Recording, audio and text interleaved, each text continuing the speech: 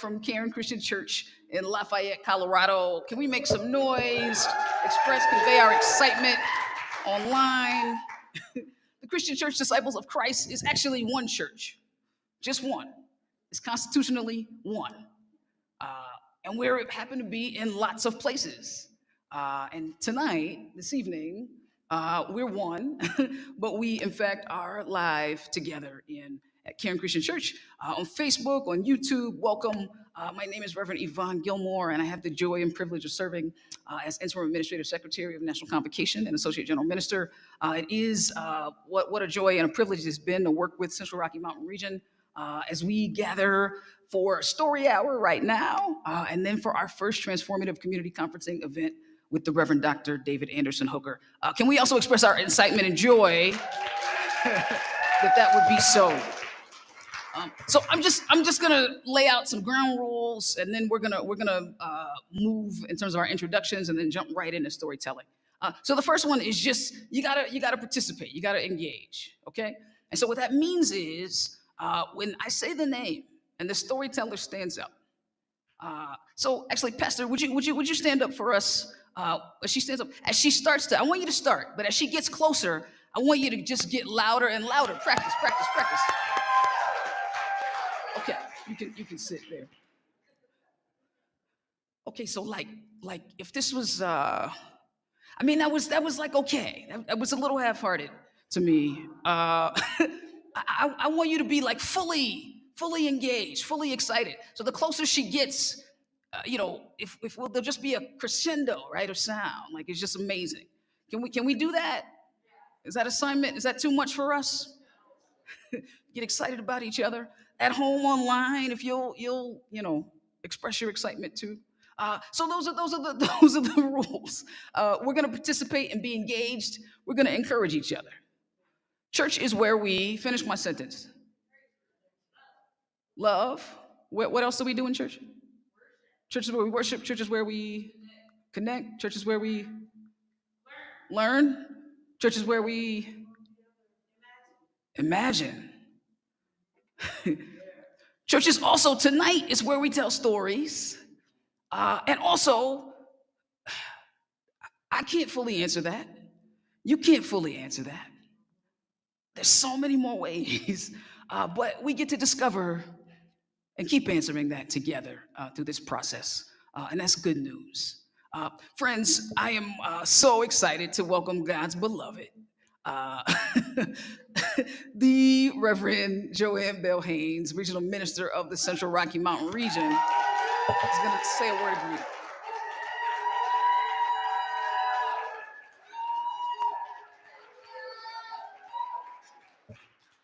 Oh, wow, that is a good start.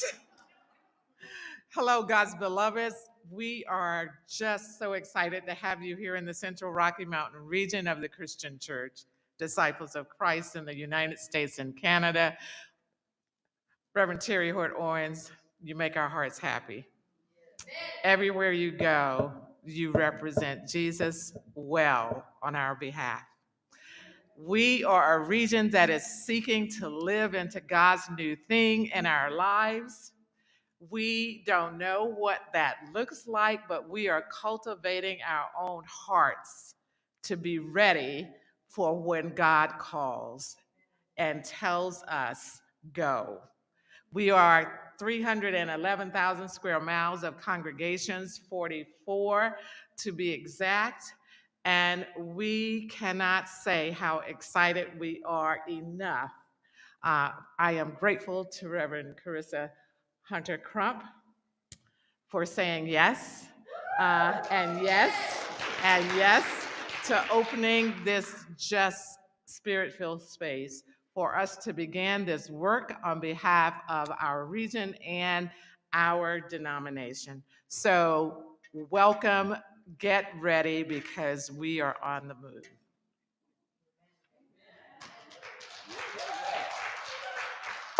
You just heard her name, the Reverend Sharisa Hord Owens, our General Minister and President in the U.S. and Canada. Please come greet us now. Let's show our excitement.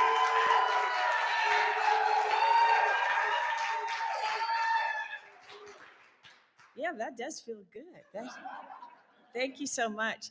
I want to acknowledge my sister, who's been my sister for many, many years in Christ. You have one of the most spiritually grounded and visionary and creative regional ministers in the entire church. And so you are blessed to have her. So love her, take care of her, see with her, imagine with her, follow her, trust God with her. Because I know she trusts God and loves you all. So I am so excited to be here with my colleague, the Reverend Yvonne Gilmore. If you've ever had a thought in your head and over time just watched it sort of evolve and take shape, and then you see God bring the people alongside to make it happen, and then you meet people who give you clarity of vision and perhaps bring resources and thoughts and expertise along to sharpen the way that you're thinking. And then God brings people alongside to help make it happen. The Church Narrative Project is all of those things. And we're so grateful to the Reverend Dr. David Anderson Hooker, to his colleagues Kirby and Allen, and also to Reverend Yvonne for saying yes when I asked her if she would be the point person on this project. I know that this is a move of God in the life of our church. I know that. I trust that. I have a little plaque that I wear inside my, close to my chest that has Philippians 1:6 on it. My favorite scripture. It's been my personal theme scripture since I was in divinity school. Paul tells the church at Philippi, whom he dearly loves. I love the letter to the Philippians because Paul loves that church so much. He starts out with all this pastoral love, but he says, I'm confident in this, that the one who began the work in you will complete it. We're beginning a work. God is going to see this through. You're going to be able to look back and say, Joanne was saying earlier, this is a shift. The church is shifting. If we can get past our cynicism and fear about whether or not will they shift, will it move? Oh, they're not going to do anything. If we can get past that cynicism and put our confidence not in these people, but in God, who desires that we live into the fullness of God's imagination, which is limitless and bold and vast, which is limitless in its love for all of us, which means that all of us are here, as we've learned to say, to collectively develop a narrative of our shared future together. And you'll understand the importance of that word construction later. But I just want to thank my friend Yvonne and thank all of you for being here. And those of you who are watching, you've heard us talk about this so much. God is on the move, church. God is moving. Let's continue to imagine who we must be as a new church for a new world. And God is going to help us do all that we can dare to dream and imagine. So God bless you. I'm so excited to be here with you. And I look forward not only to hearing your stories, but to sharing in this experience with you. God bless you.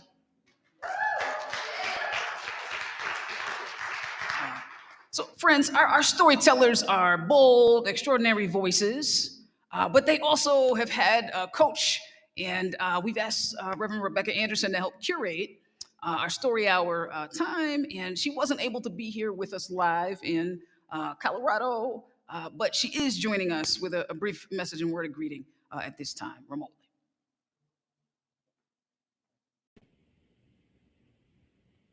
Hello, Central Rocky Mountain region. I am so jealous of those of you together live tonight in the room and virtually. You're in for a treat. My name is Reverend Rebecca Anderson, and I'm a co-pastor at 2 Chicago churches, which is too many churches really, and I'm also a storytelling coach and facilitator through Earshot Stories. I'm so grateful to be part of the Church Narrative Project and really glad for a chance to pilot with you the story hours that are going to be taking place all around the denomination this whole year. Getting ready for a storytelling event is a weird and wonderful way to get to know a group of people, to listen closely to just one of their stories, and to learn them through that lens. Over the past couple of months, I've come away with a snapshot of these storytellers and through them of your whole region. And as usual, I've fallen in love a little bit. Storytellers, I want to say you're going to crush it tonight. I wish I could be there to hear you. Rest assured, thanks to my very serious FOMO, I will be listening back to all these stories. Friends, if you get bitten by the storytelling bug and want to talk more about it and what it could do in your setting, don't hesitate to reach out. At one of our churches here in Chicago, we say that true stories save lives. I believe it, and so I would love to talk with you more about it. For now, though, I hope you have a fantastic time. Thanks so much.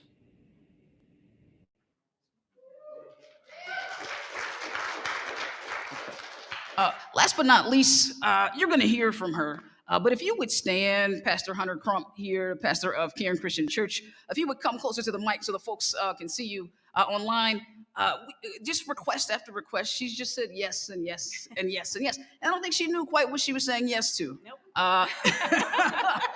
Will you join me in thanking God for her and her leadership and all the yeses? Thank you so much.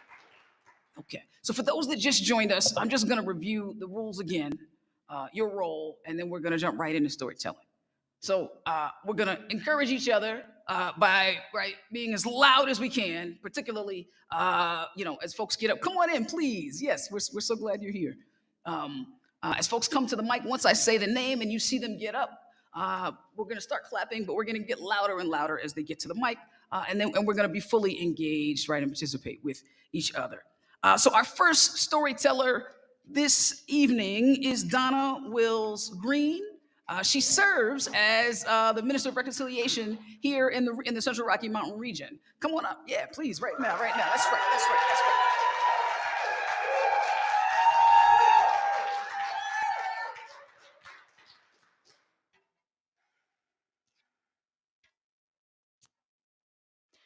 It's 1985, and I'm embarking on a new career as an occupational therapist. I'm 2 months into a job at a large teaching hospital in Louisiana. Protecting my freshly scrubbed hands, I use my elbow to open the swinging doors to the intensive care unit. And there she is, the patient I've come to evaluate. Stationed near the entrance, she's more out of her hospital gown than in it. She's more out of her chair than in it. She's barefoot, and her hair is matted, and her gown is bloodstained. And she's drooling from the side of her face affected by her recent stroke. "Excuse me," I say to a nearby nurse, "is she your patient?" "No," she says, "but her doctor just walked in." I turn around and see him walk past the woman as if she is invisible. He checks on another patient, speaks to a nurse, and is heading back towards the door. Fire rises in my belly, and I place myself between the doctor and the exit. As he approaches, I say, "Hi, do you have a second?" He nods. I point to the woman and I say, "I'm wondering, does that bother you?" "What exactly are you referring to?" "I'm wondering how you would feel if that was your mother and you just walked through those doors to visit her." "Well, what do you expect me to do?" "You're her doctor. You write the orders. You could remind the staff that she's a human being, that respect and decency are not optional, and that sitting in a chair like that isn't doing much of anything for her recovery. Silence.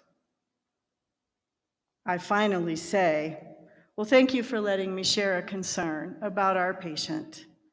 And I walk out of the unit and back to my office. Oh, he calls my boss, and she's waiting for me when I arrive. Mary Page motions for me to follow her to her office. Before she can close the door or say a word, I start explaining. I can't stand it when our patients are treated this way. Is it because this is a charity hospital? This would never happen in a private hospital. And you know, I have a responsibility to advocate for my patients. And I have no plans to apologize, except maybe to my patient and her family. When I finally stop talking, she smiles. And she puts her hand on my shoulder and she says, honey, I've got you. But I have one thing I want you to hear. Be careful around those with the power to have me fire you. I take a deep breath. Tears of gratitude begin to flow, and I lock eyes with Mary Page in a moment of solidarity, a moment of sacred sisterhood. It's the same solidarity of sisterhood in the first act of civil disobedience in Exodus. Shifra and Puah are Hebrew midwives who have the audacity to defy Pharaoh because they are beholden to God, not Pharaoh. And their actions save the lives of an untold number of baby boys.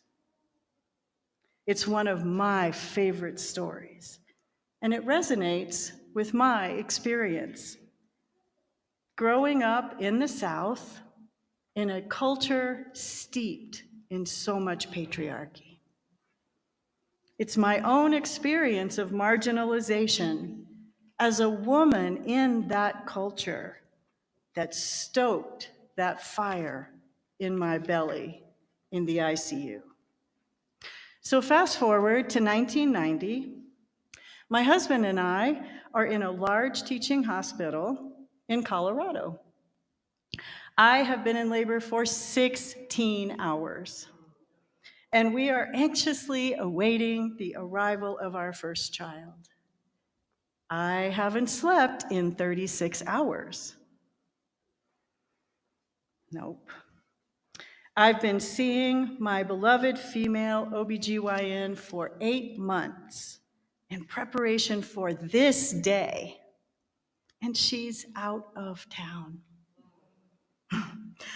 All day I've had student nurses who need the kind of patients I no longer have to give. My water has not broken. I'm exhausted and extremely irritable. It's 4 o'clock in the afternoon, and an unfamiliar man and woman just walked in together. Without introducing himself, the doctor tells the nurse, I'm in a hurry, got to get up to Cheyenne by 5 to pick up my BMW. The doctor glances at my chart and announces, I need to break your water, and he wastes no time in doing so. After being there less than 5 minutes, he takes off his gloves. Walking towards the door, he tells the nurse, you might want to contact the on-call doc in about an hour or so. Immediately, my contractions become otherworldly, and I feel an intense urge to push. I tell the nurse, you need to call that doctor now. She walks over to me, places her hand on my shoulder, and says, honey, I've got you. I've already called him. My name's Rachel, and I'm not going anywhere. Are you ready to have this baby? 30 minutes later, my husband and I are swaddling our first child, a healthy baby boy. I take a deep breath. Tears of gratitude begin to flow, and I lock eyes with Rachel in a moment of solidarity, a moment of sacred sisterhood. Thank you.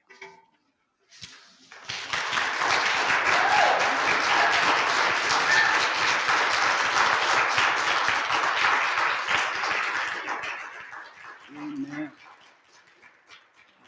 Friends, the theme is Eureka, right? We're telling stories of seeing the light. Thank you so much. We're so grateful for your story.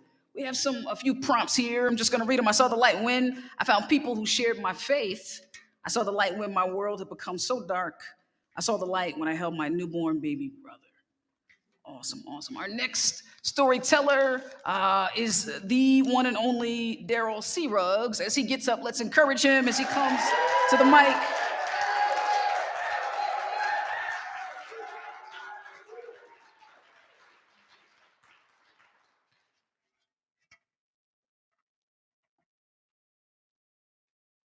In 2011, as a pilot and first officer for a cargo airline, I was working a trip with a layover in Singapore.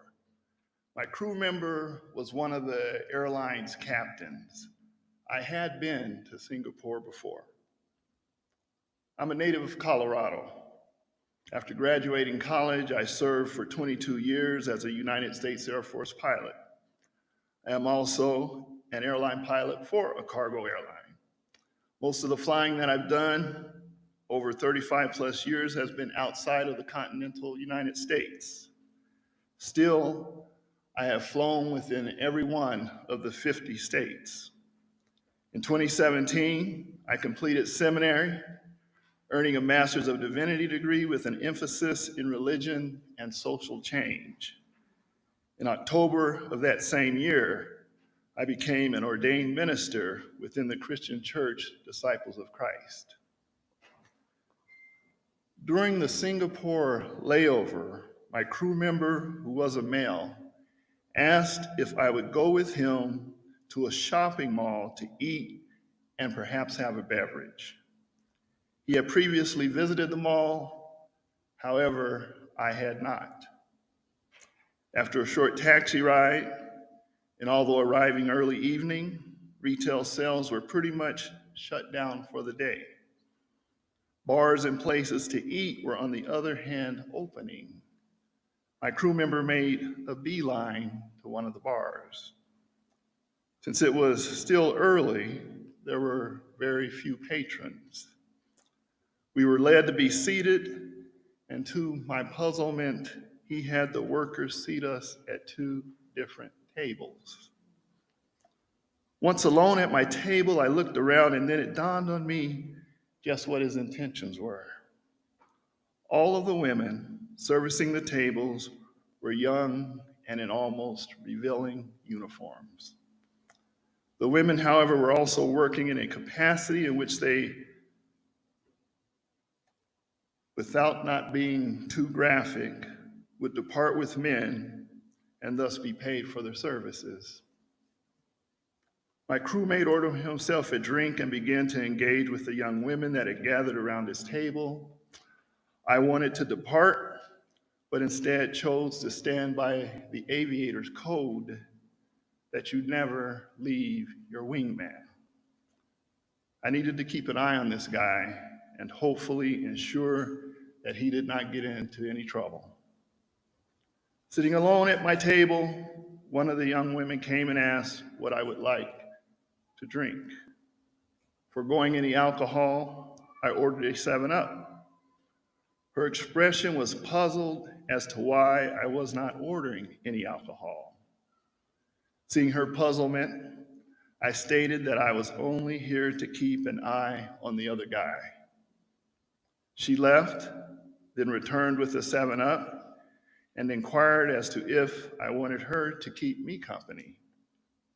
I answered no, and she then voiced that this was not what she really wanted to do.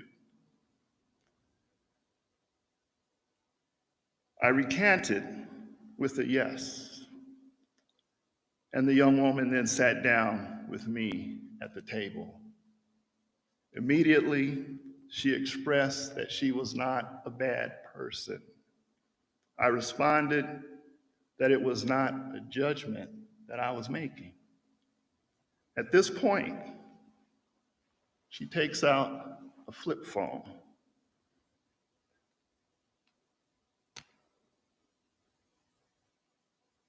Opening it up, she shows me the image on her phone, which is a picture of the Virgin Mary. I reached under my shirt and pulled out the cross that I always wear around my neck. She had invited me into an uncomfortable space. I accepted the invitation, and she began to share her journey with me. This young woman revealed that she had been trafficked to Singapore from her home in the Philippines. She shared that she was a single mother with children back in her hometown. In order to provide for them, she had accepted an offer to work in South Korea as a housekeeper/maid. After a short stint in South Korea, she was told that the work opportunities and pay would be better if she moved to Singapore. Once in Singapore, she was made aware of the real intentions of the individuals whom she had first met while in the Philippines. As she described the reality, I listened without saying a word. Her passport had been taken from her, thus there were no options for her to just leave. The living situation was such that she and a dozen other Filipino women who had been trafficked were being housed in a small space under the same roof. They were in Singapore for one reason only, and that was for the traffickers to make money off of the commoditization of their bodies and pleasuring men willing to pay for the services. It was heartbreaking and disturbing to hear her words in the sharing of her current lived experience. I accepted and recognized the power of being able to sit with her in that uncomfortable space. The power of Ubuntu, a word from the African Bantu languages which expresses my humanity is bound up in yours and we can only be human together. As mentioned, I have spent most of my time working outside of the United States.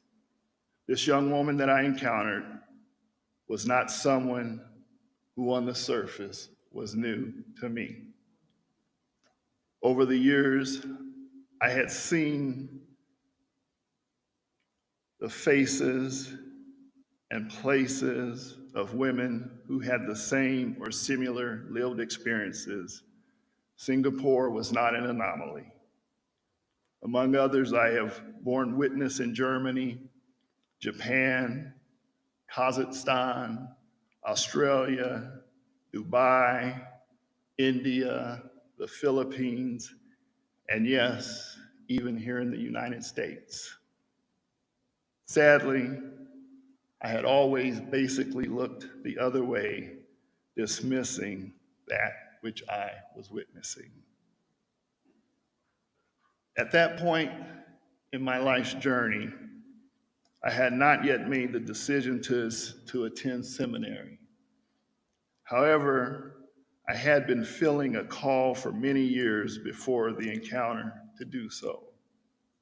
Not necessarily to earn a Master's of Divinity degree, but as a person of faith to explore the dynamics of my beliefs as they relate to the human condition, particularly religion and social structures focused upon the marginalization and dismissal of human beings and thus their humanity. I was sitting at a fork in the road. The message from the divine was quite simply, I have shown you all of this. What is your response? The young Filipino's woman, I do not know. But she sat on that question mark. I knew that I could never again just look away. In the human experience, there must always be empathy.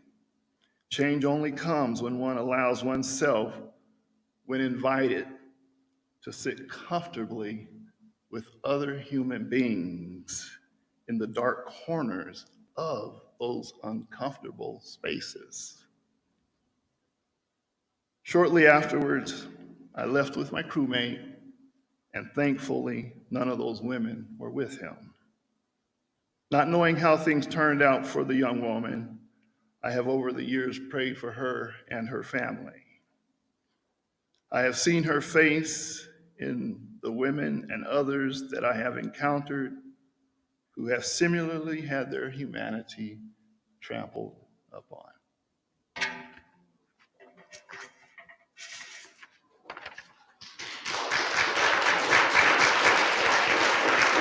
Wow.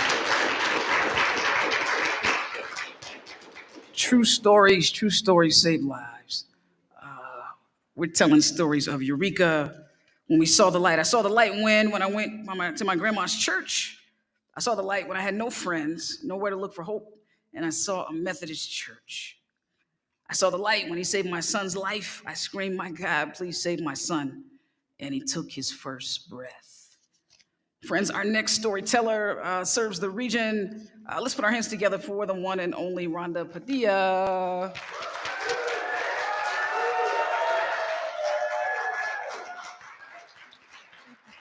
Thank you. Imagine your most busiest day ever. Multiply that times 10, and then add about 4 huge obstacles. Mission impossible. I was ready to tackle this day. I had my to-do list and nothing and nobody was gonna stop it. Just when I thought I was getting my groove, got papers flowing this way, and I've got my sticky notes over here, I am ready.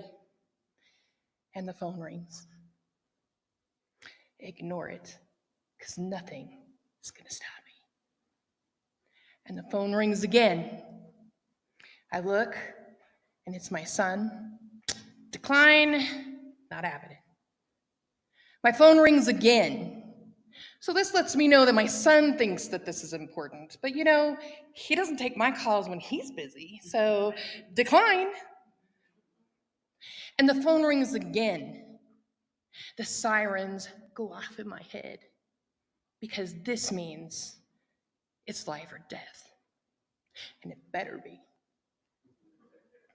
Just for the record, my son has the worst timing ever. And I know this call means he thinks that this is his moment. Take the call. I'm irritated. Hey, love muffin, how are you? Yeah. So are my grand nuggets okay? They are? Good. So are you okay? Is your wife okay? Good. All right. Well, I'm a little busy. My last day here, so I don't really have time to chit-chat, hon. I really don't. Mom, my friend needs you. He needs you to pray for him right now. I'm gonna put him on the line. Wait, son, he needs what? Hold on, Mom, I'm just gonna put him on the line. I'm like, son, I need to know. Hi. Well, hello. Yes, this is Rhonda, Justice's mom. Hi, Pedro. It's so nice to meet you. Justice. What's going on? Yeah, my son says that you need help. No. I'm not busy at all. I can take the call. You need prayer? No problem. Sure, I can do that with you, but would you be willing to share just a little bit of your story with me? Wait, you just tried to commit suicide? Wow. Are you okay? Are you in a safe place? You're in the hospital? Okay. My gosh, Pedro, I'm so thankful that you're here, that you're still with us today. I need to get a chance to know you a little bit, and I want to hear your story if you're willing to share it with a stranger. I'm here to listen, and then after that, Justice and I will gather together and we'll pray with you. Silence. Pedro, you don't have to talk.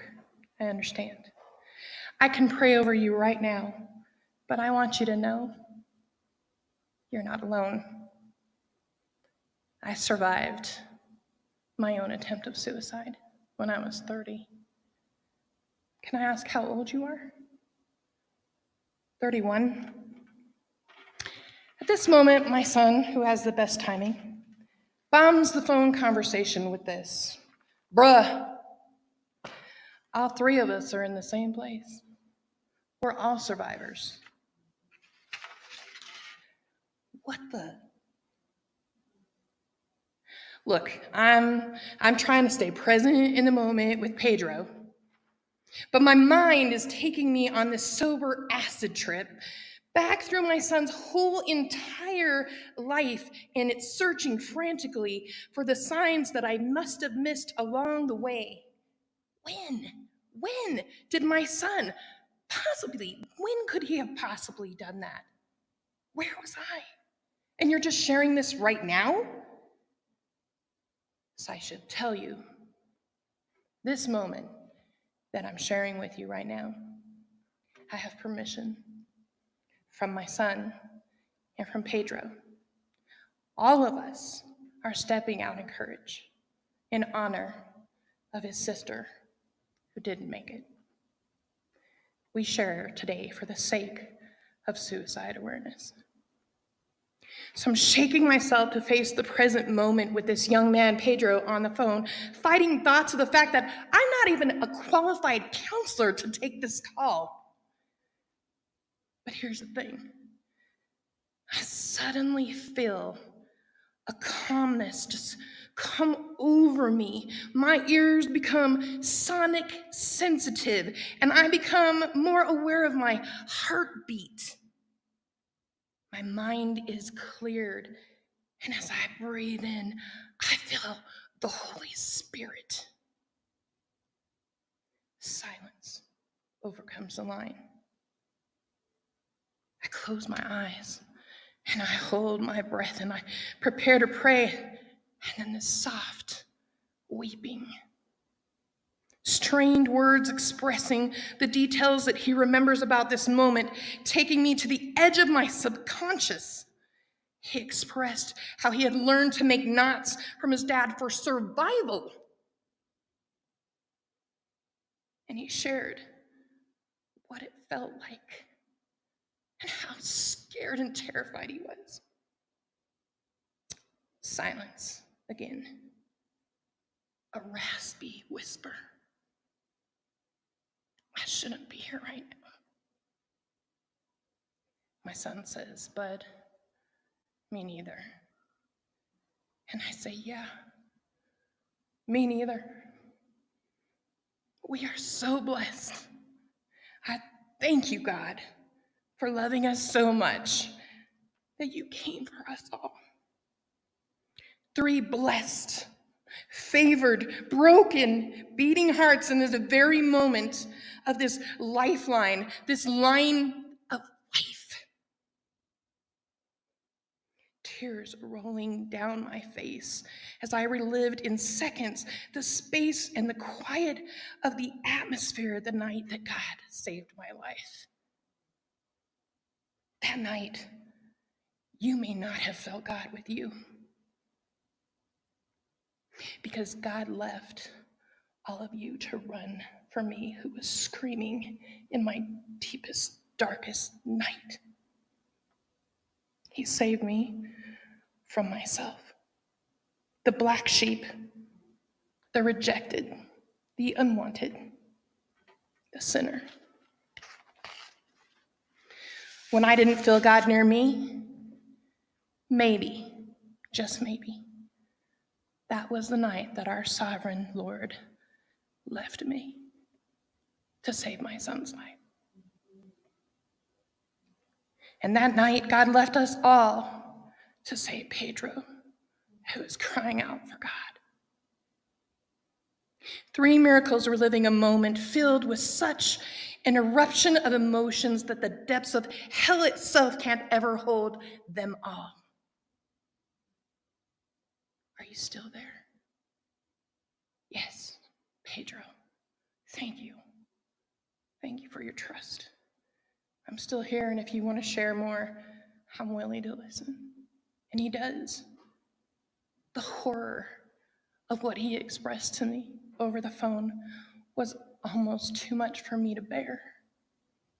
My heart was breaking for him, piece by piece. Sobbing, I tell him, "You are a miracle, Pedro. And today is a victory. I know that you will one day be able to look back and you'll be able to see where you came from, because God has so much more in store for you, more than you could ever imagine. You are surrounded by good people ready to support you. And you have made me realize right now in this very moment what I would have missed. I would have missed my son graduating. I would have missed my grandkids from my daughter. I would have missed my son's marriage, his first home, his kids. I would have missed my calling from God. But right here, in this very moment, I would have missed this. I would love to share more with you, but you know what? It's my son. Love Muffin, how you doing? Yeah, hold on just a second. God's calling.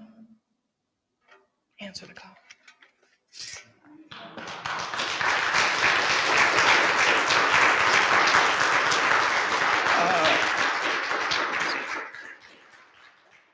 Friends were telling stories of Eureka.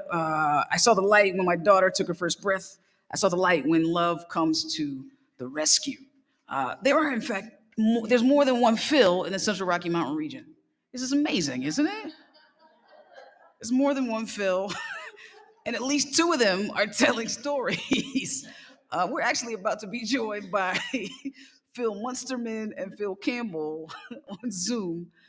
Listen, this actually wasn't planned. Also, I need to tell you, we didn't plan for the 2 Phils to come on electronically. One of them, my brother, is sick. The other, and we're blessing him with healing mercy, praying for him. The other, some extenuating circumstances led to this. So both Phils, let's put our hands together. One of them is about to come on screen from Zoom. Phil, I don't know if you can hear us, but we're so excited that you're that you're going to join us and that you are here.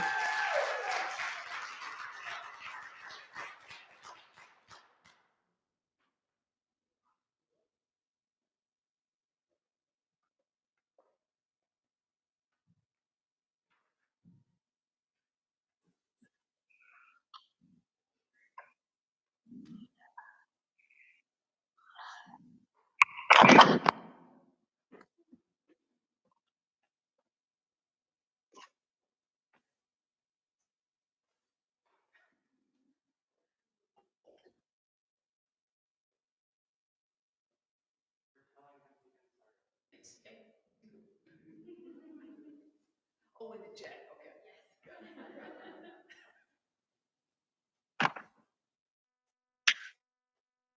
As I returned from a break during freshman orientation at Phillips University, a total stranger planted himself in my path. He looked older than any student.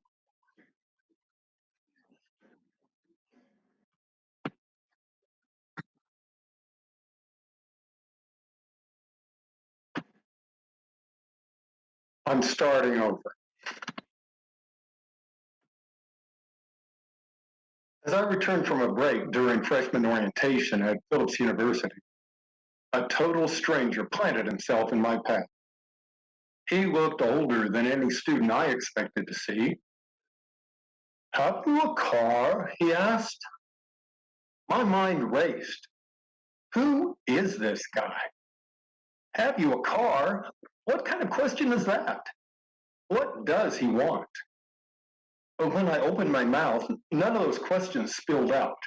Instead, all I managed to say was, yes. Good. You must take me to Woolco where I can purchase a pillow. I left mine in the airport in Washington, D.C. Taken aback by his boldness, I complied. At lunchtime, we headed across town in my '65 Ford Falcon with 3 on the tree. My name is Atom Yvonne. I am from Nigeria. Nigeria? How far was that from Enid, America? I had no clue. I got to campus by driving less than 3 hours from my hometown of Tulsa. How long it had taken Etam to arrive. Woolco had an ample selection of pillows, and soon we were back on campus for the afternoon session. I had been to Phillips for weekend CYF events. Phillips students were my camp counselors at Camp Christian. While a high school junior, I attended the prospective student event. I wasn't learning much new from orientation, but I wondered about Atom. He came from halfway around the globe, sight unseen, to prepare for life after his country's recently concluded civil war. He left behind a wife and 3 children to study chemistry in a place altogether unfamiliar. I was 125 miles from my parents, 2 younger siblings, and all things familiar. I was a teenager, just out of high school. Atom, in his 30s, was fresh from hiding in caves while the fighting had raged. Atom and I didn't hang out all the time. He lived in a different wing of the dorm and studied science, while I paid half attention in religion and sociology classes and played intramural football. Still, there were encounters as the year unfolded. A trip to the optometrist to fit him with glasses. My eyesight is poor. It is from reading by oil lamp while living in a cave. And whenever a care package arrived, filled with African treats unobtainable on the plains of western Oklahoma, and musical tapes with tunes that soothed Atom's homesick soul, he gathered the school's few other African students in his room to share the bounty, and then he'd knock on my door and invite me to join them. I learned that Atom was from the Nigerian province of Biafra, the region of the country that had sought to break away and establish itself as an independent nation. I thought, oh, I know about Biafra. No less a rock star than George Harrison himself had held a benefit concert a couple of years before to raise funds for the starving Biafrans. Oh, Atom, I am so sorry. That must have been hard. Many of us in the U.S. and in Europe, too, we prayed for Biafra, and our churches sent aid.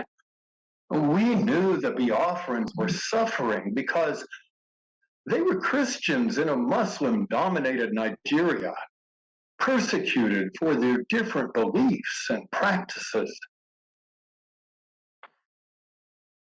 That is not how I see it, Atom responded.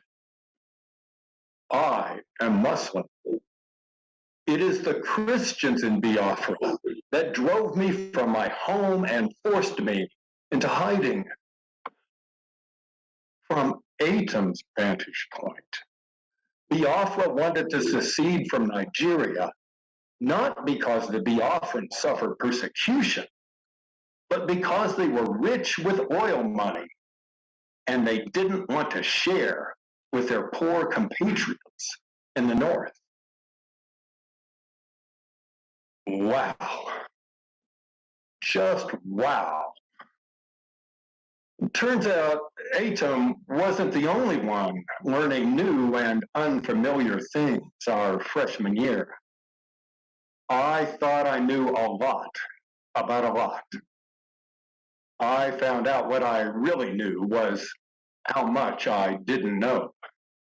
My presuppositions out the window. Atom transferred at the end of the school year to someplace with an engineering program.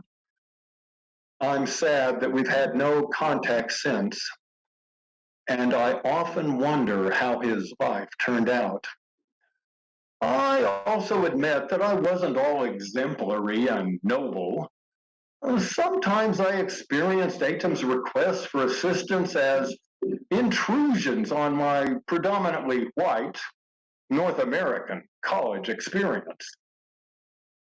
Atom and I were never buddies, but we were friends. And our connection is something I have grown to treasure even more with the passage of time. What a gift it was to have been chosen by him, and what a missed opportunity it would have been if I had gone with my gut that first day and said, I'm too busy to take you to get a pillow.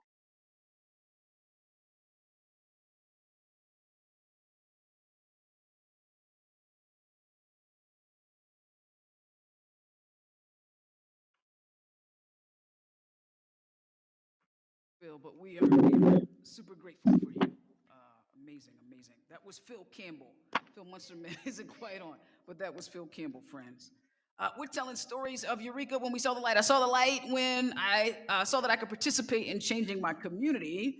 Our next storyteller, she's coming to the mic, Cheryl Briner. Let's put our hands together. We're so excited.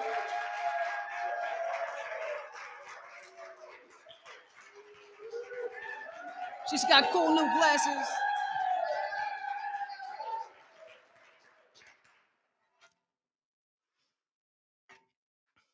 In 2019, I was sitting in a meeting to discuss Evergreen Christian Church becoming open and affirming.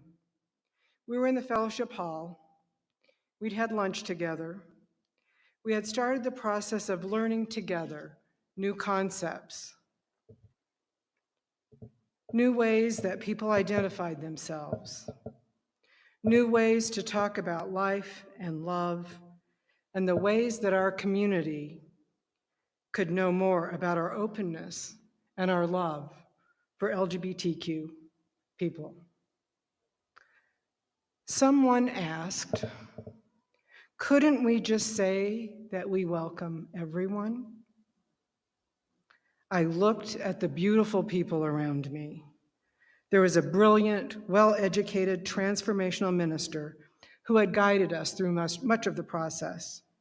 There were those who knew a lot about the LGBTQ community, and those who, as loving Christians, wanted to do the right thing. And yet something was sitting in me, something not quite right. As I sat looking at these dear people I had come to love, I was taken back decades to a dinner. There were 12 of us. 11 of us identified as lesbian. 1 identified as straight. We had a wonderful time. We ate food, we shared stories, we opened the door, and we looked at our experiences as women clergy, as women lay leaders. At the end of the evening, the woman who identified as straight, one we all knew fairly well and loved deeply, said, I had no idea there was so much pain in your lives. I was startled that anyone would not know how difficult life can be living on the margins.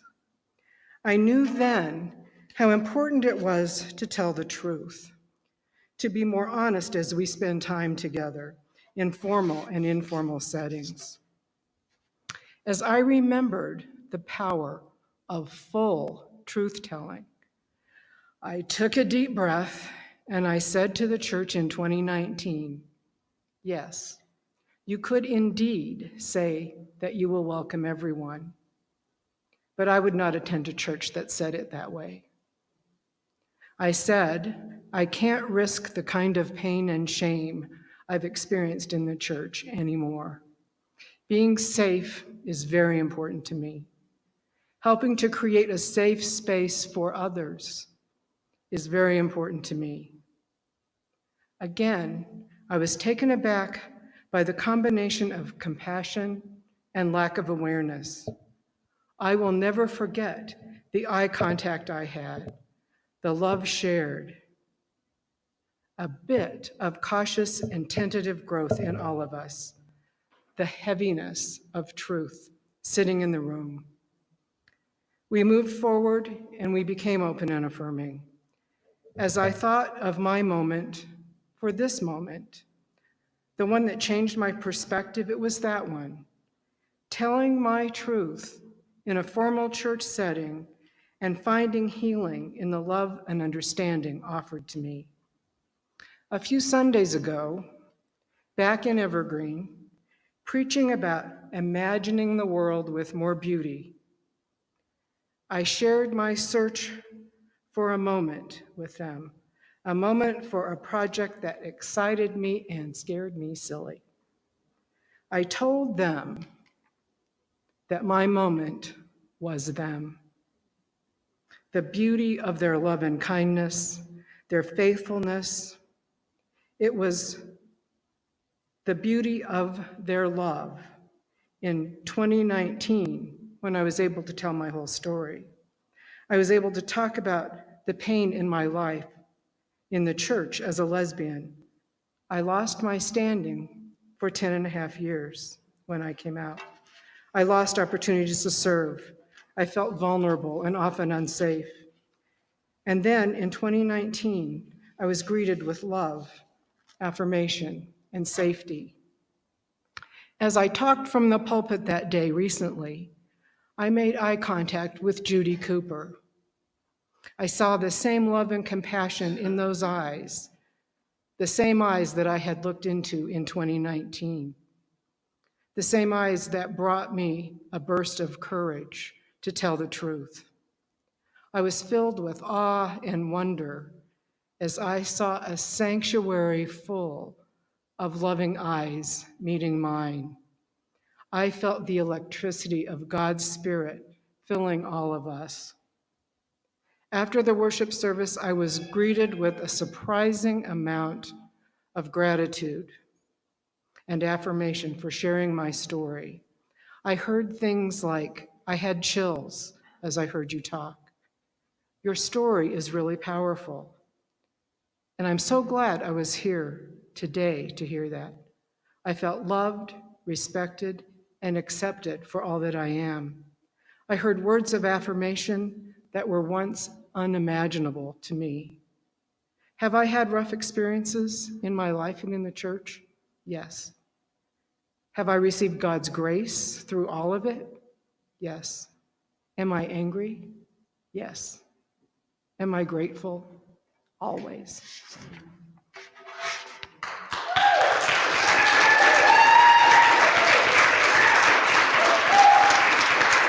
The Reverend Cheryl Briner, Evergreen Christian Church, telling stories of Eureka, aha, when we saw the light. I saw the light when studying in college, and it changed my trajectory forever. Friends, our next storyteller, let's get excited. She's here all the way from Granger Community Christian Church, Vanetta Wilkerson.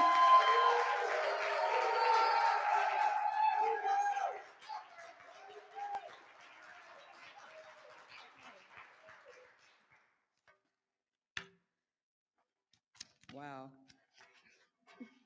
In 2003, I graduated from Campbell School of Theology with a master's degree in divinity. As a single parent, I had 2 kids in high school. I had a mortgage, but no job. So I took a temporary position with Emory as a finance clerk. And I was able to use skills that I've had with using spreadsheets and Excel and in database design. As time went on, I was asked to fill in for a lady who was going out on maternity leave. And what she did was reconcile cash for Emory University. Now, Emory University is an $8 billion institution, and operating cash is a significant part. And remember, my degree was in divinity.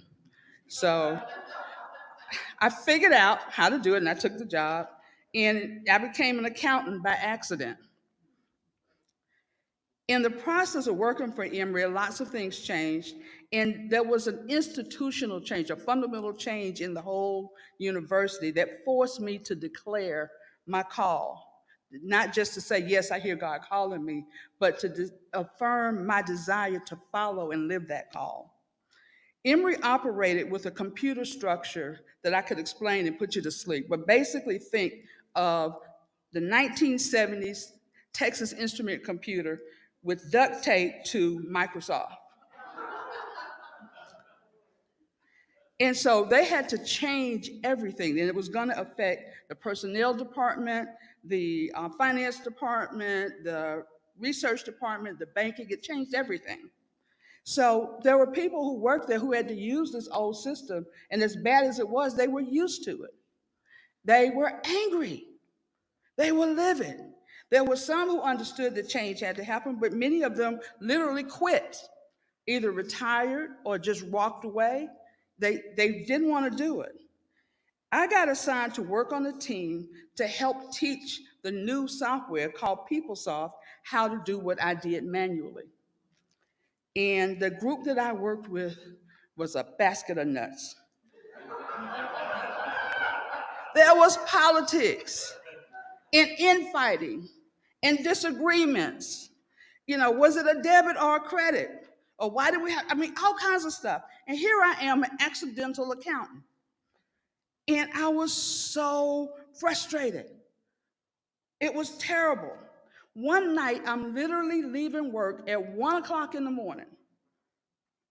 I'm driving out of the parking lot, and I pull over to the side. I am frustrated, I am angry, I am hurt, I'm in tears, and I don't know what to do. And finally, I pray, God, I don't mind working hard. But if I'm going to work this hard, I'd rather do it for you. I didn't know it, but my life changed. During that time, I was serving in Georgia as a moderator. And there's used to be a biannual meeting of moderators and regional ministers. And so I'm getting on a plane to go to Indianapolis for this meeting. I'm excited. And I have this sense that my life is going to change. I couldn't have explained it to you. I couldn't have defended it. I just knew it. So we get to this meeting, and the moderators are in one room, the regional ministers are in another room, and the moderators, we're complaining. We don't have enough money.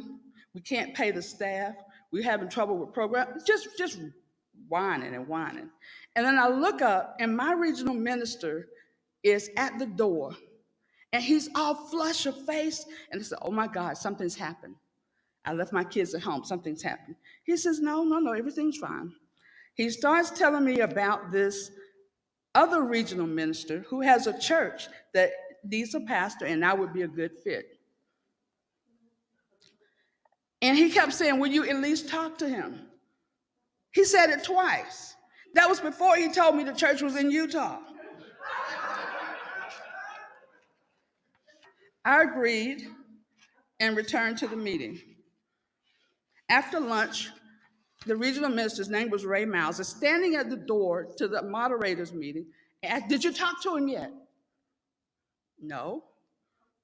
Actually, I didn't know what the guy looked like. Or I couldn't have found him if it cost me. So he said, don't worry about it. He's in that room waiting for you.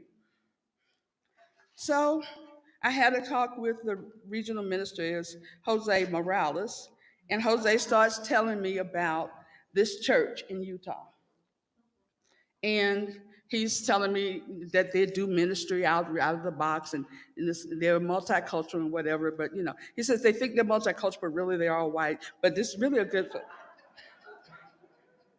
So I said, look, okay, I'm interested, but my papers are out of sync. It's like in our denomination, you have to keep your information current, and mine wasn't. So he says, write a letter, tell them you're interested, and we'll go from there. So reaching about, going back a few weeks, going forward a few weeks, I'm flying to Salt Lake to meet these people. I am excited, that same feeling of change, but I have to admit privately, and I've never admitted this before, a little trepidation. Oh my God, what am I doing? So I'm coming through the airport, walking the baggage claim, and realize I don't know how I'm going to recognize these people. They're supposed to meet me at baggage claim, and I don't know them. I don't have any pictures. I don't have anything. As I get there, I'm like, oh my God, what have I done? And all of a sudden, there's this group of people who are all smiling at me. It's like 8 or 9 of them. The whole search team has showed up. Now, I'm wondering how I would recognize them, and I realized I'm the only Black person in the place. They didn't have any trouble recognizing me.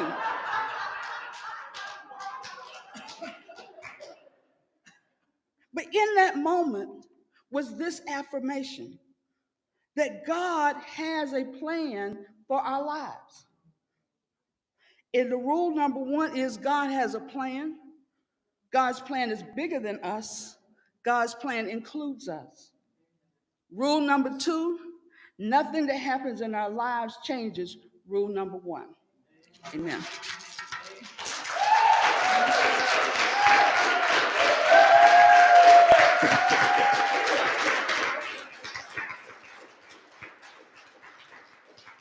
I saw the light when I realized that even on the cross, Jesus knew me by name.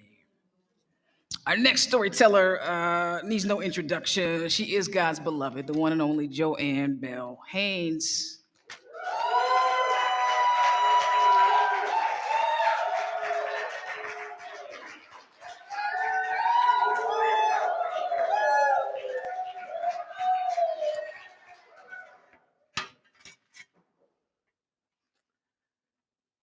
I met most of my travel companions for the first time in 2000 at O'Hare Airport. As the Week of Compassion mission group, we were headed to Bosnia, Herzegovina, and Serbia to meet recipients of the Week of Compassion grants that we had been sending since the beginning of the war. We were going to see how these communities were using their funds, to see what stewardship looked like in a community that was rural, in a community that was urban, in a community that was mixed with Muslims and Croatians and Christians and Muslims. We were excited to meet each other finally and be on our way to Bosnia. 9 Americans and 2, including 2 Black women. Many things are embedded in my memory.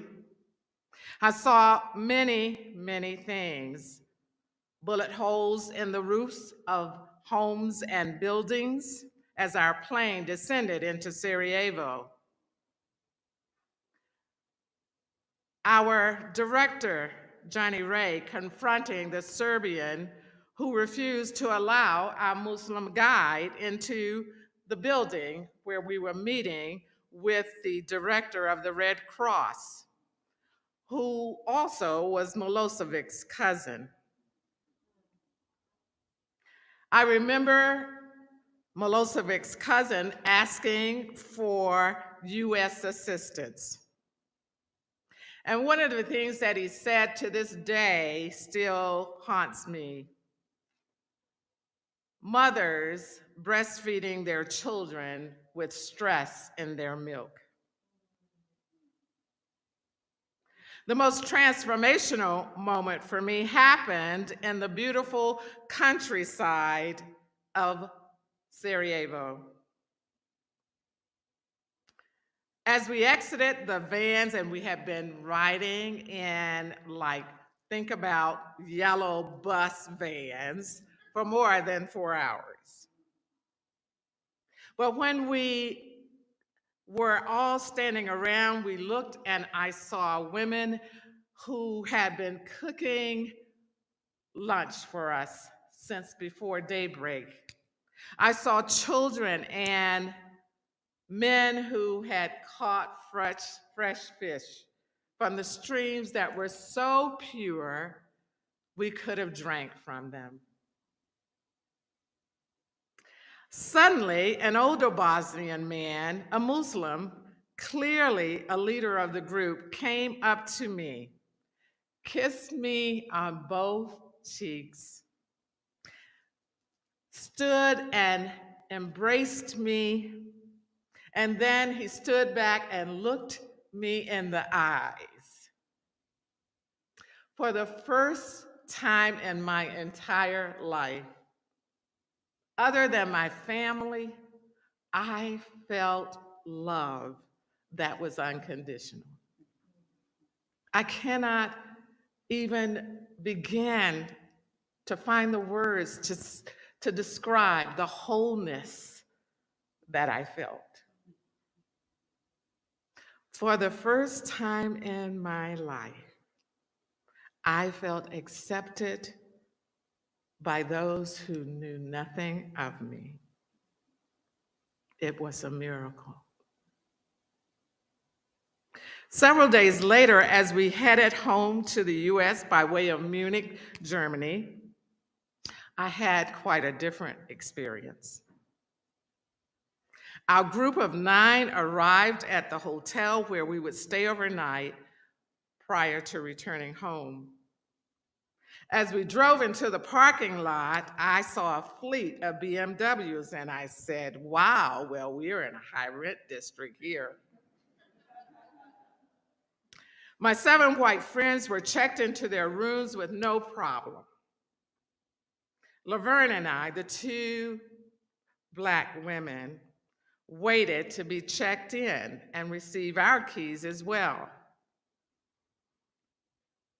I was exhausted, travel weary, you know how that feels, right? And all of a sudden I saw the front desk gentleman go in the back room, and then he came back, and he went in the back room again, and the next time he came from the back room, he came with a woman, a white woman, who was obviously his supervisor. They both left our site again, going into the back room. They returned to tell our trip coordinator that they did not have our names on the reservation sheet. Our coordinator disputed the claim and began to pull out his paperwork. By then, I knew what was happening. Laverne and I were the only Blacks in the group, and they did not have a room for us. I shared with the group what I thought about the fact that they didn't have a room for the 2 Blacks in the group. I said, it's racist. One of my travel friends questioned me about it. I can't remember who it was. Thank God I don't remember. I looked around at my companions. Some of them had left for their rooms. Surely they were tired. Others had gone straight to the bar because they had received gift coupons to have a drink at the bar. And some stayed. But everyone was silent. Finally, the supervisor offered Laverne and I drink coupons.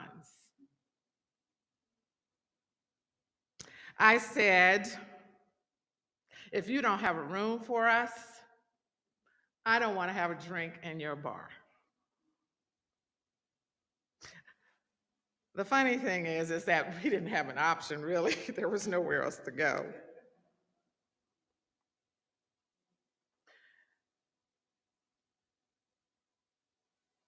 The silence. I recall a few of my companions, when I looked around, were sitting in the bar having their complimentary drinks.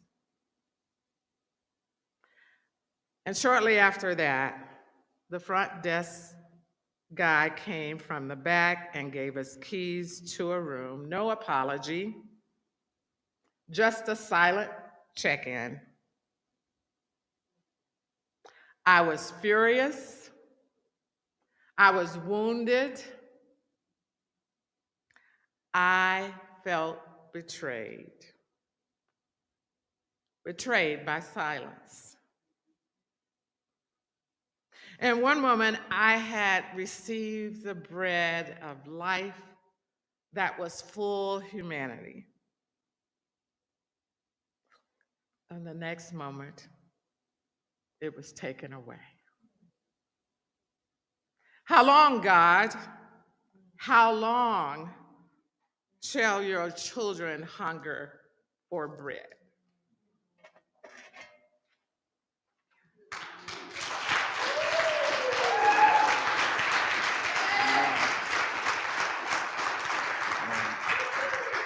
My goodness.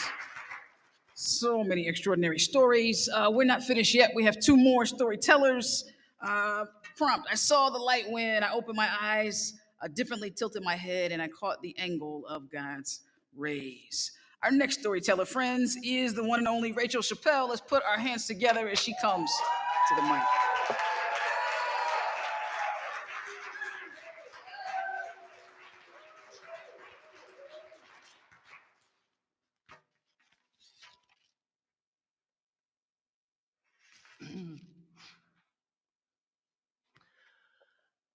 This story never comes to me as a smooth and flowing event. Rather, I see it as a series of flashes, like I'm clicking through a slideshow and narrating the pictures. It's the only way I know how to tell it. To center us, the bloody and tragic events of the 1960s civil rights movement had led to some incredible changes, if you remember being there. But with the dawn of the 1970s, the people who had fought so hard for equality saw the tide turning.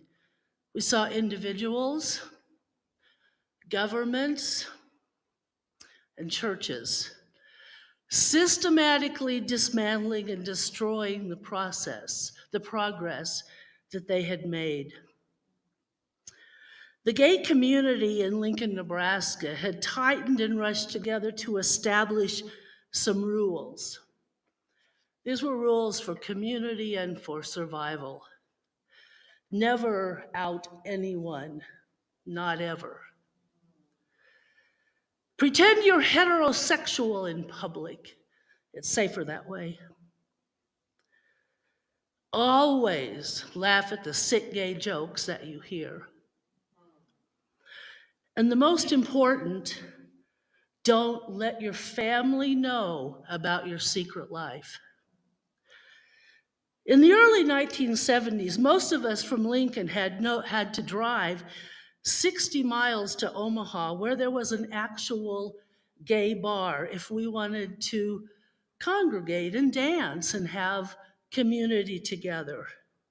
We were so tired of the drive and found a struggling bar in Lincoln. It was going out of business, way out on Cornhusker Highway.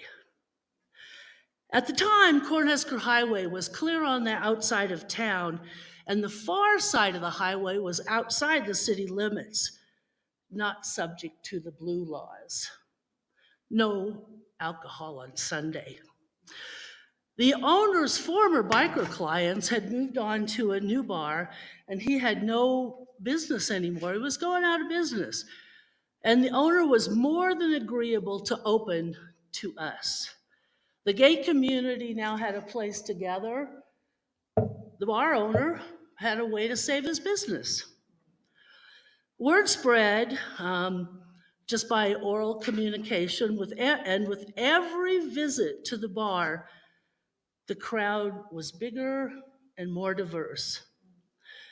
The biggest crowd was also our last visit. One of the men came in drag. He had a long flowing caftan that he would swish around and dance in. He was young, he was really handsome, and he was actually quite beautiful as a woman, but he was still a man, he said. I just like to dress this way. He and I met.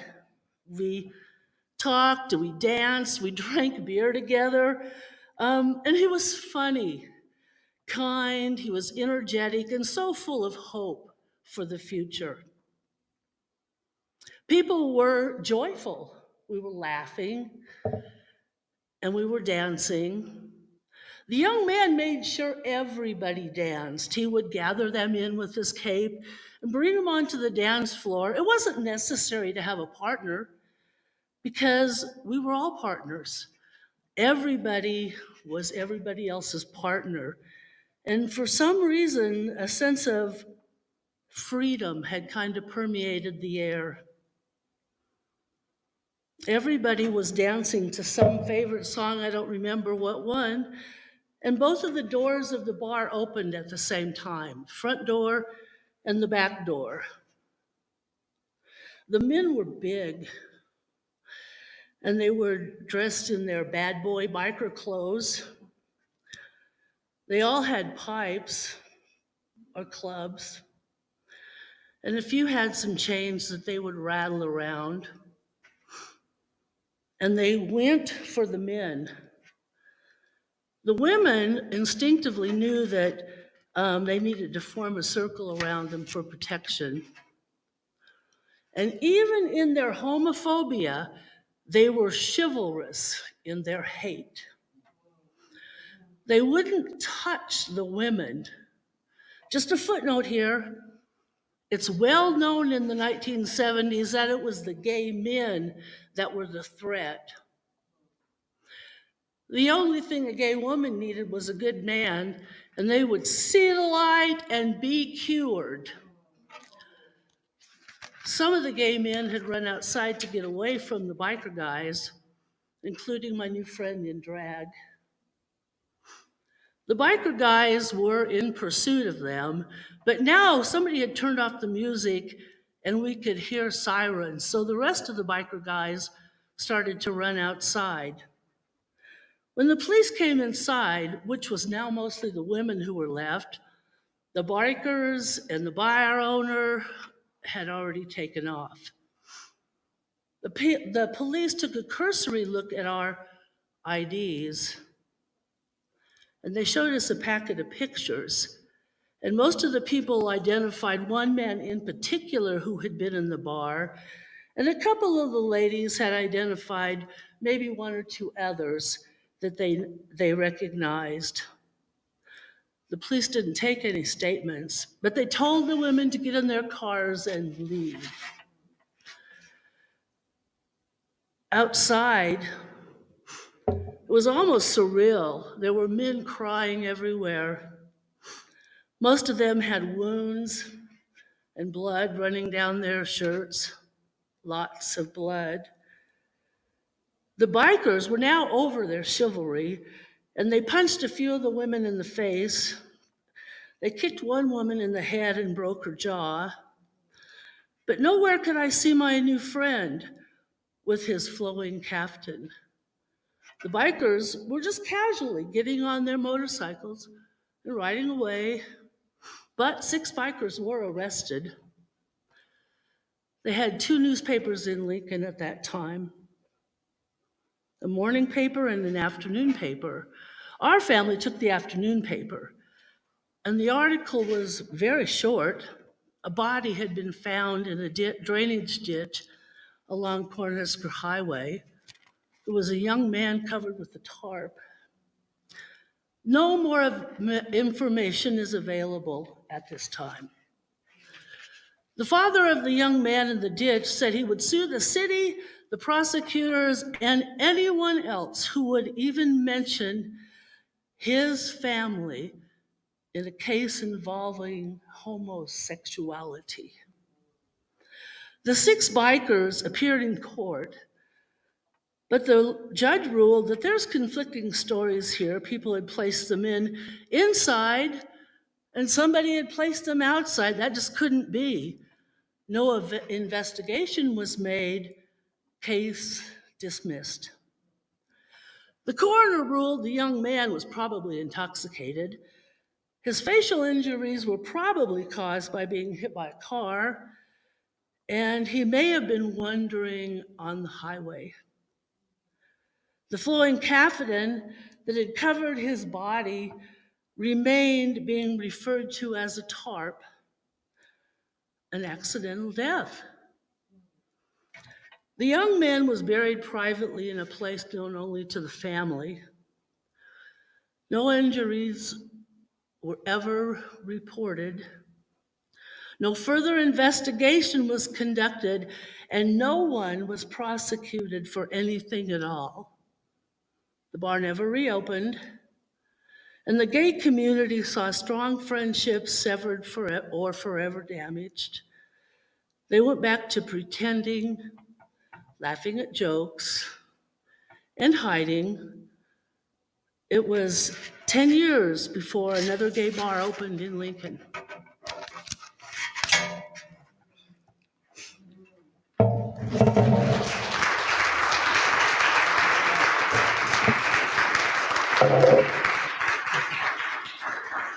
We're telling stories of aha moments, eureka, seeing the light. I saw the light with my spouse and I forgave each other.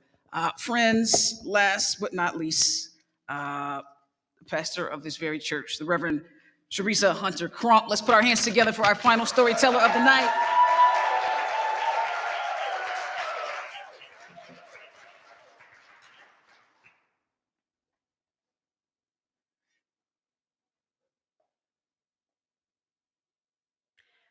I arrived having already made up my mind. Half the lights were out in the parking lot. As I walked up to the church doors, the spotlight came on, blinding me after the darkness. I fumbled for keys and came into the small, dark entryway. Flipping the light switch on, I turned left into the sanctuary. What a disaster. The pews, cushions covered in funeral home maroon, were turned topsy-turvy every which way in preparation for the upcoming remodel. The years of visioning the space, dreaming the aesthetic, connecting theology to mission, mission to design, searching for an architect, a contractor, capital campaigns, meeting after meeting after meeting to nail down every last detail. It had all finally culminated in this: chaos before the creation. The long, narrow, windowless, generic space, occupied by us for 2 or 3 years, it would soon become wide open, sunlit, sacred space that we could call home. We were preparing the space for construction, removing all of the accoutrements of faith and worship: hymn books, Bibles, candles, crosses, paraments, pulpits, drum kits, microphones, piano, organ, keyboard, banners, soundboard, and pews. Moving everything into our community hall where we would worship for the coming year, except those pews, which were going into storage, eventually to be refurbished with pale golden yellow upholstery. But now sat absolutely haphazardly and somewhat bleakly around the sanctuary. Again, I flipped on the lights. Again, too bright, but this would all have to do. Nothing I could do about it. My office was in chaos. The community hall was in chaos. The classrooms were in chaos. This was the only space available to meet.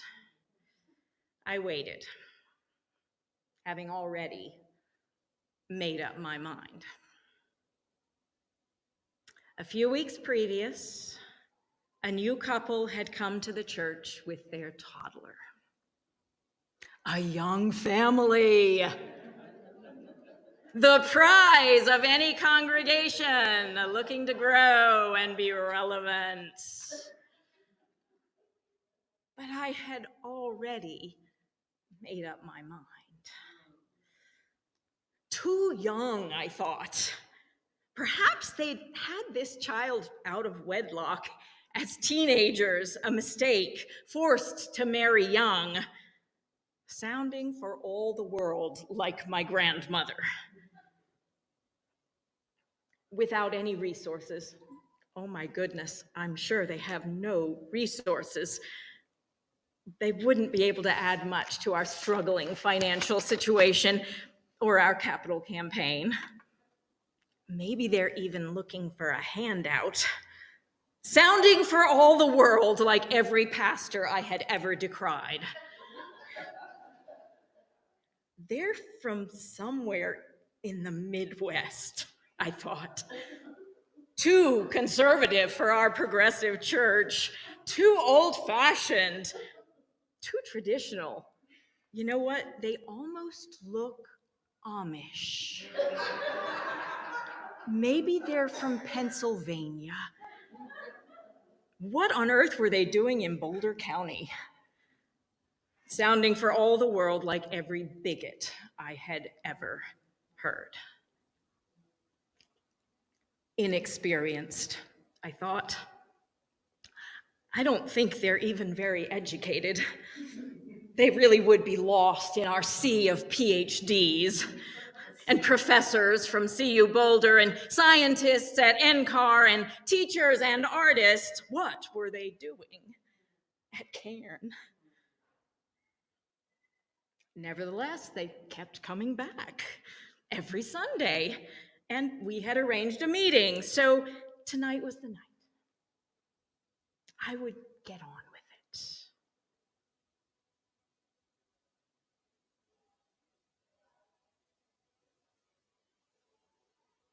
Putting on my best pastoral smile and my full Christian hospitality, I would greet them.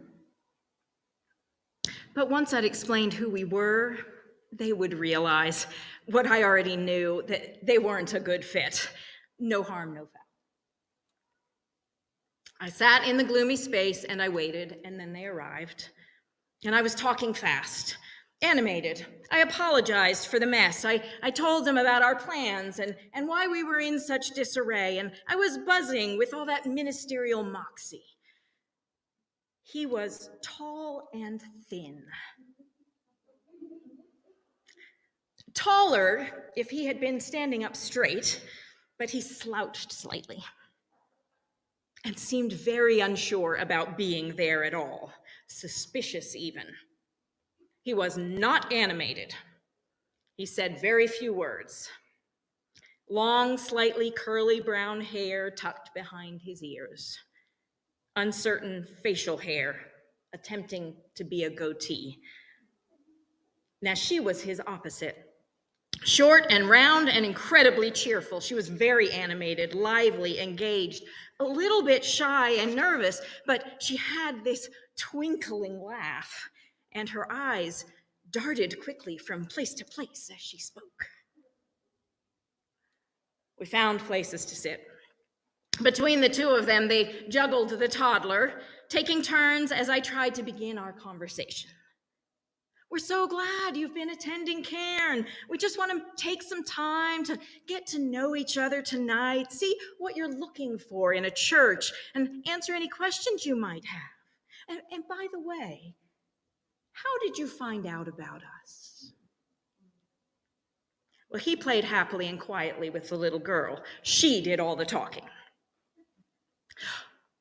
We were looking for an LGBTQ-friendly church, and your church popped up. And so it began. They were not so young after all. I was clearly just getting old enough for anyone under 40 to look like a teenager.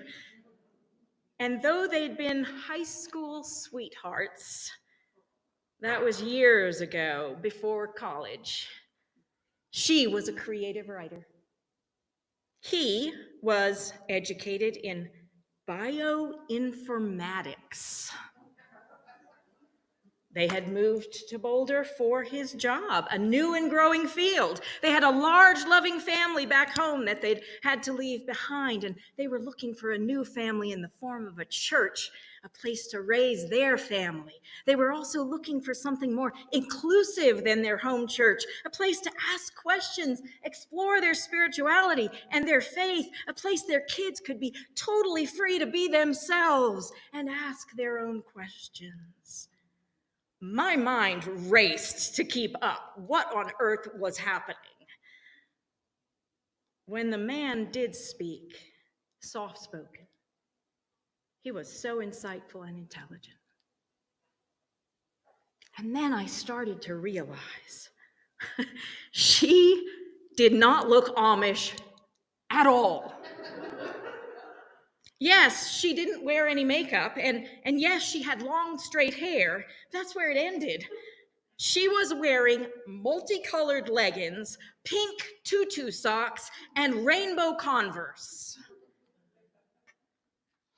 After an hour of conversation, I finally remembered to ask them their daughter's name. Her name is Story. Story? I repeated with a question mark. Yes, Story, said the woman, no longer a girl in my eyes. I love stories. I plan to write stories. Stories make the world go round. And I couldn't think of a better name for my daughter. Now, the joy was not lost on me that their last name was Reed. Story Reed. A perfect name. Story began to get bored and squirmy, and their ability to contain her was waning. Night was deepening. We said our goodbyes. They left. I turned off the lights and was left in the chaos and the darkness of a building yet unfinished, incomplete, in progress. Clearly, I needed remodeling too. Clearly, I was the one that did not fit. They were the spotlight, and I was caught in their beam. It wasn't that I had misjudged them, but that I had judged them at all. My membership template was as narrow as the old sanctuary. Their openness, a perfect reflection of the new one to come. My perceptions were as funereal as the maroon pew cushions. Their insights as fresh as the pale golden yellow ones to come. I glanced around the sanctuary one more time, not knowing in that moment that their stories and their beautiful toddler Story and their soon-to-arrive second child, Rowan, would shape the new Cairn and this old pastor for many years to come. They were the story I needed to hear. I closed the heavy windowless sanctuary doors behind me, doors I can hardly remember anymore. I flipped off the light switch, shut the front doors, and I walked out grateful that half the lights in the parking lot were on.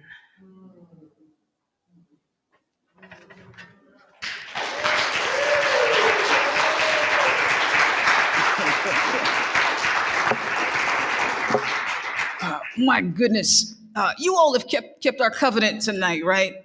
You've been encouraging and you've been participating. Can we just one more time, folks have poured their hearts out. My God, for all of the storytellers, we put our hands together. Wow, wow, wow, wow, wow, wow.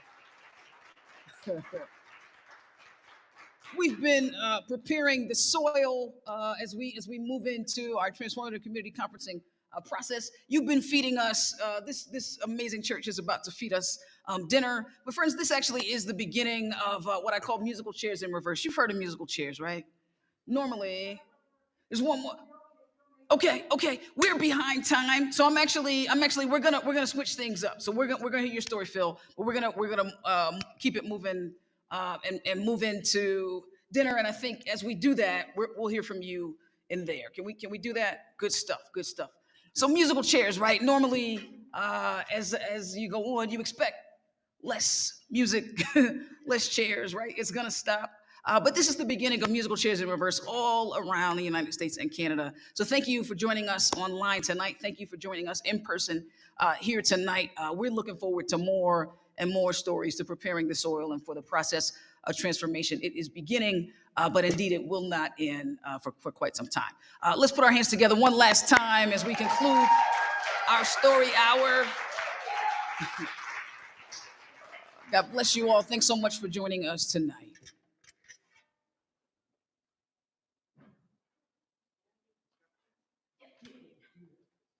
Am I still on there, Nick?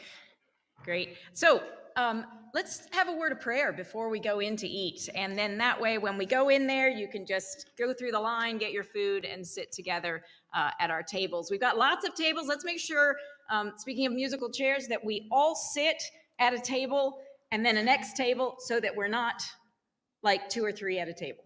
Let's make sure we do that. Let's pray. Most gracious God, what a gathering of tremendous giftedness, faith, joy. Thank you for bringing us together. Thank you for our leadership. Thank you for those who have been in the kitchen preparing the meal for us, and bless us as we share it, that we might be nourished, and that we will be nourished throughout this time together by our sharing with one another. And we pray in the name of our brother Jesus. Amen.